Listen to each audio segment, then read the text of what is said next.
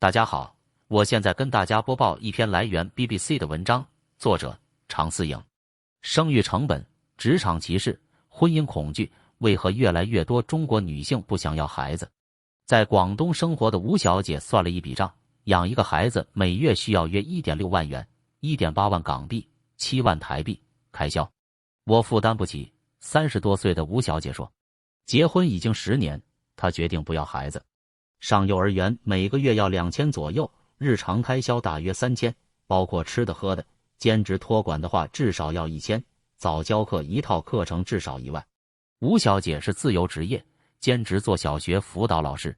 在广东城镇私营单位从业人员的平均工资是每月6000元。她是家里的独生女，每月除了要支付房贷，还要存钱为年迈的父母考虑养老问题。在中国，自1980年起实施的一孩政策持续了20多年，目前许多80后、90后面临同样的问题。中国正在经历人口大转变。中国国家统计局今年年初的数据显示，中国人口在60年来首次出现负增长。中国的人口出生率在过去6年不断下降，达到了每1000人中只有 6.77 个新生儿降生这一历史最低点。2019年，每1000人有10个新生儿。这意味着越来越多中国女性只想生育一个孩子，或者完全不要孩子。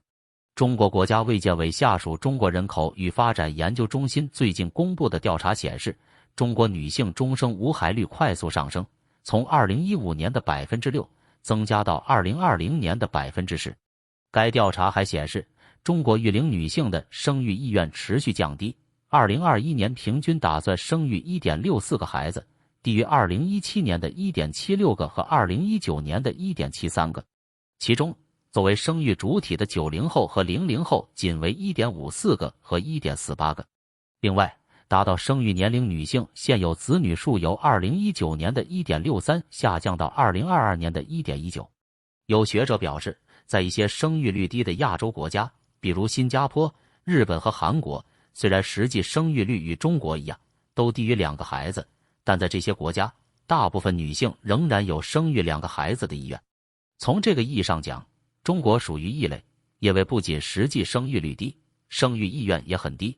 伦敦政治经济学院 London School of Economics 社会政策学院助理教授陈双博士说，内卷的社会，养育孩子需要一笔不小的费用，这是许多中国女性对生育望而生畏的一个主要原因。在中国，许多家长从孩子一出生就开始为他们接下来要迎接的激烈竞争做准备。从购买学区房到送孩子参加各种兴趣班，家长们争先恐后地践行着不让孩子输在起跑线上的理念。我不想把一个生命带到这样的社会，22岁的大学生米娅说。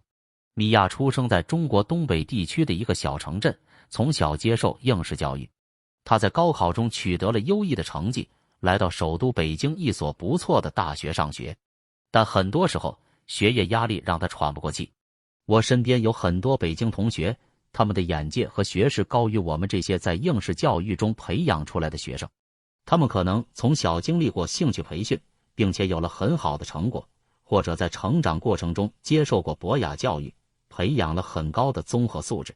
除此之外，毕业后他还要跟从海外留学归来的学生一起竞争就业岗位。我见过身边很多学习成绩不如我好，学习能力也一般，但家里很有钱，送他们到国外读本科和硕士，那么他们在就业市场上确实比我们这些在国内读书的人更有优势。这些被金钱加持的东西很现实，但确实很重要。米娅读文科相关专业，她认为凭借她的背景，未来无法赚到足够的钱，在上有老下有小的情况下，给孩子更好的教育和生活环境。我不想让孩子循环我们这一辈经历的事情，米娅说。职场歧视与婚姻恐惧，许多受访女性还担心生养孩子可能对他们的职业发展带来负面影响。比如在求职面试当中，有年轻女性被问到未来几年有没有生育计划，如果有，成功应聘的机会可能变小。对于那些需要付出更多个人时间和精力的工作，尤其在私人企业中，养育孩子可能影响女性的晋升机会。在中国的城市中，受过高等教育的女性格外强调无法平衡工作和生活，他们尤其担心受到职场性别歧视以及生育孩子影响事业发展。美国密歇根大学 University of Michigan 社会学助理教授周韵说，对于他们来说，工作是对实现自我价值的一种追求。在这种背景下，如果面对充满歧视的劳动力市场或工作环境，自然会觉得生育和工作是一个难以两全的选择。一些人还提到，对婚姻的恐惧也令他们不愿意生育。今年30多岁的袁雪萍在农村出生长大，在她的印象里，结婚后女性大多是在家做家务、带孩子，做不了自己想做的事，也不知道外面的事。婚姻是女性的枷锁。她曾经想走出这种枷锁，但父母经常告诉她，女孩子上大学有什么用？你马上就要结婚生孩子了。即便她的成绩在高中一直名列前茅，家里始终不愿意支付她和姐姐上大学的费用，只允许她的弟弟进入大学。后来，当与她年龄相仿的小姨婚姻破裂，带着2个孩子回到娘家，袁雪萍彻底抛弃了结婚生子的想法。小孩在哭，大人也在哭，全家人都感受到无望和痛苦。她说，我不再相信婚姻了。在城市长大的00后的米娅也认为，维持婚姻是一件复杂的事，涉及到很多现实层面的考虑，可能逐渐消耗2个人的感情，最后对孩子不利。在我看来，婚姻是一纸契约，是嫁妆、彩礼、婆媳关系，但唯独不是一段纯粹的感情。米娅说，她称自己是坚定的不婚族，并且不要孩子。米娅还说，生育对于女性的身体伤害巨大，包括产后漏尿、妊娠纹、子宫脱垂等，还容易得抑郁，这些都是在由男性主导的中国社会中无法得到共情的。当我说不生孩子，我遭遇了网络暴力。与许多喜欢在网络上分享自生活片段的年轻人一样，米娅把她不生孩子的理由拍成一段视频，放上了网络。但她没想到的是，网络暴力随之而来。她收到了数以千计的留言，其中许多评论带有侮辱性言语。一些人说她自私，推卸责任，还有人说她在20多岁就做出这样的决定，感觉像是笑话。你没资格这样说，等到40岁了再来说吧。